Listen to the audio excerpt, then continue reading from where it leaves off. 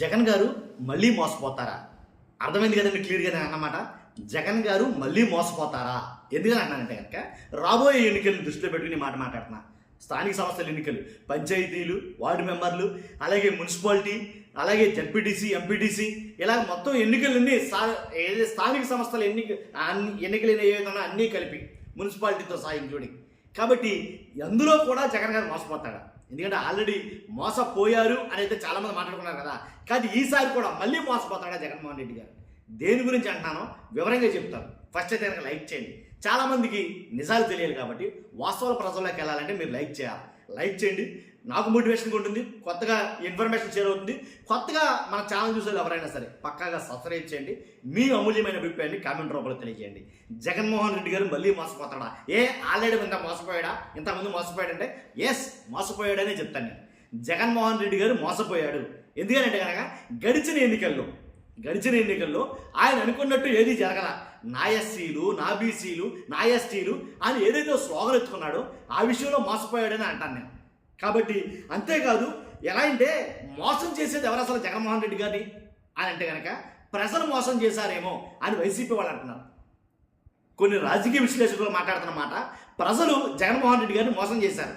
ఎందుకంటే ఆయన ఇచ్చే సంక్షేమ పథకాలు తీసుకుంటూ, ఆయన ఇచ్చిన సంక్షేమ పథకాలు వాడుకుంటూ, కాబట్టి జగన్మోహన్ రెడ్డిని ఓట్లు వేయకుండా ప్రజలు మోసం చేశారు అని ఒక వర్గం మాట్లాడుతూ ఉంటే, ఇంకో వర్గం మాట్లాడే మాటలు ఏంటంటే, లేదు జగన్మోహన్ రెడ్డిని ప్రజలు మోసం చేయలేదు, ప్రజలు ఆయన మోసం చేయలేదు, ఆయన మోసం చేసింది ఈవీఎంలు అని మాట్లాడుతున్నారు. ఏదైతేనేంటి మోసపోవడానికే, ప్రజలైతేనేంటి, ఈవీఎంలు అయితేనేంటి, ఓటర్లు అయితేనేమిటి, ఓట్లు వేయలేదు ప్రజలని కొత్త ఒక వర్గం అంటా ఉంటే, ఓట్లు వేశారు, వేసిన ఓట్లు జగన్మోహన్ రెడ్డి గారికి పర్లేదు, అందుకు ఆ రకంగా మోసపోయాడు అని కొంతమంది అంటారు. కాబట్టి ప్రజల లేకపోతే ఓటర్ల, పోలీసుల మోసం చేసింది, లేదా ఈవీఎంల, లేదా అధికార వ్యవస్థ ఏది మోసం చేస్తేనండి అల్టిమేట్గా జరిగింది మోసం. ఖచ్చితంగా మోసపోయాడు అని అయితే కనుక చాలామంది మాట్లాడుతున్నారు. కాబట్టి మన ఉద్దేశం కూడా అదే. ఆ రకంగానే మళ్ళీ మోసపోవడానికి మళ్ళీ సమయం వచ్చిందా? స్థానిక సంస్థల ఎన్నికలు ఏదైతే ఉన్నాయో దాని గురించి మనం మాట్లాడుకున్నాం. కాబట్టి మళ్ళా మోసపోతాడా అనేది ఆల్రెడీ రీసెంట్గా జరిగింది. పులివెందులు కావచ్చు, అలాగే ఒంటిమిట్ట కావచ్చు. పులివెందుల, ఒంటిమిట్టలో కూడా అలాగే మోసపోయారు అని అయితే నేను చెప్తా. ఎందుకంటే కనుక మొత్తం ప్రజాస్వామ్య వ్యవస్థ కూని అయిపోయింది అని రాజకీయ విశ్లేషకులు వీళ్ళ కాదు మొత్తం అందరూ మాట్లాడిన మాటలే. ఎందుకంటే పోలింగ్ బూతుల దగ్గర ఉన్నదే పోలీసులు, అలాగే అధికార వర్గానికి చెందిన వాళ్ళు, అంతే ఎవరైతే పోలింగ్ అధికారులు ఉన్నారో వాళ్ళే, అంతకుమించి ఎవరు లేరు. ఓటర్లు లేరు అక్కడ. కానీ జరిగింది మోసమా కాదనేది ఇప్పటికీ తేల్చుకోలేని పరిస్థితి. పులివెందుల, ఒంటిమిట్ట ఎన్నికలు దానికి ఒక ఉదాహరణ అన్నట్టుగా మారాయి.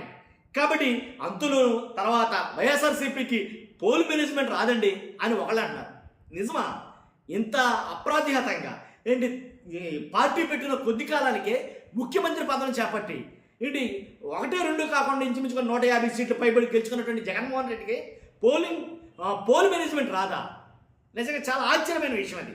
కాబట్టి అందువల్లనేమో ఎన్నికల్లో ఘోర పరాజయం ఎదురయ్యింది అనేది మాట్లాడతారు. మొత్తానికి ఎలాగైతేనండి దాని తర్వాత మరలా మోసపోయింది స్థానిక సంస్థల ఎన్నికలకే అని అన్నారు. నిజంగా మళ్ళీ మోసపోతే ఆటోమేటిక్గా 2029 ఎన్నికల్లో మళ్ళీ మోసపోవాల్సిన అవసరం వస్తారేమో. ఎందుకంటే ఏదైతే పంచాయతీ ఎన్నికలు జరుగుతున్నాయో ఆ పంచాయతీలు లేదా స్థానిక సంస్థల ఎన్నికలు ఏదైతే ఉన్నాయో ఆ ఎన్నికల ప్రభావం అసెంబ్లీ ఎన్నికల మీద పడుతుంది అని అయితే విశ్లేషకులు మాట్లాడుతున్నమాట. మాట్లాడటం చెప్పేది అదే. కానీ వాటి ప్రభావం పడాలంటే ఈ స్థానిక సంస్థల ఎన్నికల్లో ఖచ్చితంగా జగన్మోహన్ రెడ్డి గారు గెలిచితేరా. కానీ అనాదిగా వస్తున్న ఆచారం ఏంటంటే కనుక అధికారంలో ఉన్న పార్టీయే స్థానిక సంస్థల ఎన్నికల్ని గెలుచుకుంటుంది. ఎందుకంటే నయానో భయానో అధికారం చూపించో లేదా ఆ జులుం ప్రదర్శించో మొత్తానికి ఎలాగైతేనండి స్థానిక సంస్థల్లో అధికార పార్టీ స్థానిక పంచాయతీలన్నింటినీ కైవసం చేసుకుంటుంది అని అయితే మాట్లాడుతూ ఉంటారు. లేదు అలా కాకుండా జరిగింది అంటే కనుక తీవ్ర వ్యతిరేకత ఉన్నట్టే ప్రభుత్వం మీద. 1.5 పాలనలో ఎంత వ్యతిరేకత ఉందో సర్వేలు చెప్పాయి.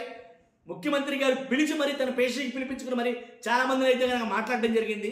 ఎమ్మెల్యేలు కావచ్చు, ఎంపీలు కావచ్చు, వాళ్ళ పోర్ట్ఫోలియోల్లో ఎంతెంత అవినీతులు జరిగాయి, ఎంతెంత నియోజకవర్గాల్లో వ్యతిరేకతను కూడగట్టుకున్నారు, మూటగట్టుకున్నారో ఇది మనం బహిరంగంగా తెలిసినటువంటి నిజం ఇది అందరికీ. కాబట్టి జరగబోయే ఎన్నికలు ఒక రెఫరెండం, ఒక అల్టిమేటం లాగా ఉండబోతుంది. దాంట్లో ఎలాంటి డౌట్ లేదు. కాబట్టే ఇరు పార్టీలు కూడా చాలా ప్రెస్టీజియస్గా అయితే కనుక ఆ ఎన్నికలు తీసుకోబోతున్నాయి. చూద్దాం ఏం జరగబోతుందో. మళ్ళీ మోసపోతాడా, తేరుకుంటాడా ఆయన ఏంటనేది చూద్దాం. చూస్తున్నా మీరు అందరూ కూడా మీ అభిప్రాయం అనేది కామెంట్ రూపంలో తెలియజేయండి. ఫస్ట్ అయితే లైక్ చేయండి, కొత్తగా మనం చేస్తే పక్కాగా సబ్స్క్రైబ్ చేయండి. Thank you very much.